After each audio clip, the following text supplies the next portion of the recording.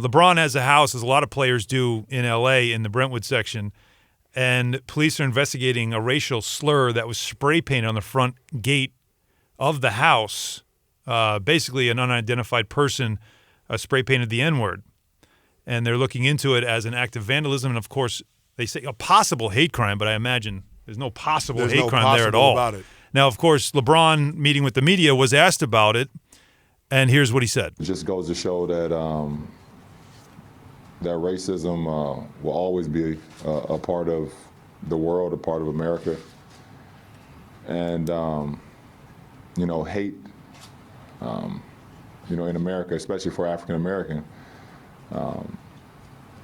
is living every day. And even though that, that it's concealed most of the time, even though people hide their faces and will say things about you, and when they see you, they smile in your face. It's alive every single day. And I think back to Emmett Till's mom, actually. It's kind of one of the first things I thought of. And the reason that she had an open casket is because she wanted to show the world what her son went through as far as a hate crime and, being black in America. Now, the reference he makes is to Emmett Till, who in 1955 was he's a 14-year-old, was beaten and killed by white men in Mississippi, and the mother had an open casket to show everybody the brutality behind that. But it just some of the words that LeBron said as I was listening to it the first time around, and I just kept saying to myself, can you believe this in 2017? And that's the part that hits you, right? It's unfortunate that that's where we are as a country in this day and age. And it's sad. There's never been a better time for African Americans than now in this country's history. But we still have so far to go, in terms of race relations in this country, in terms of getting rid of prejudices and biases based on skin color. And if LeBron James wasn't already one of my favorite athletes, I mean, he's at the top of the list now with what he did and how he handled this situation. I thought he was measured.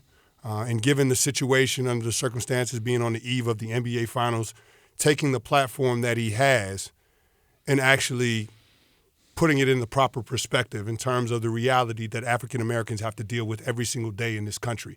And so kudos for him because, again, it's about being impactful, being measured in your words, in your actions, and everything that LeBron James has done up until this point in his career on and off the court are a reflection of somebody that's trying to be a catalyst for social change. And so I can appreciate what he's doing, and I can appreciate what he said in terms of the priorities in his life, making sure that he remains a good example for his kids, making sure that he remains a role model for the children in his community, the children all around the world that are fans of basketball. And so I can appreciate everything that he's done and just taking this opportunity now, in light of what happened to him and trying to get some positive out of it in terms of being able to shed light on the day-to-day of what the majority of African Americans have experienced at some point in their lives.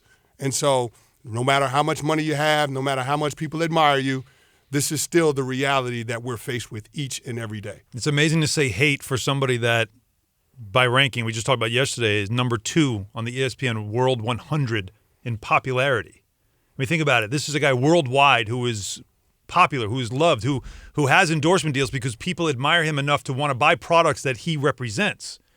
So, to me, this type of an act, and I understand what the things you were saying. But if LeBron James has to deal with it, then everybody has to deal with it. And I think that was his point. Which is maddening. Which is why he took the opportunity to say, and I hate using the word opportunity because it's unfortunate what took place, but he took that situation and he's going to force people to look at it and realize if it can happen to LeBron James, then it can happen to anyone.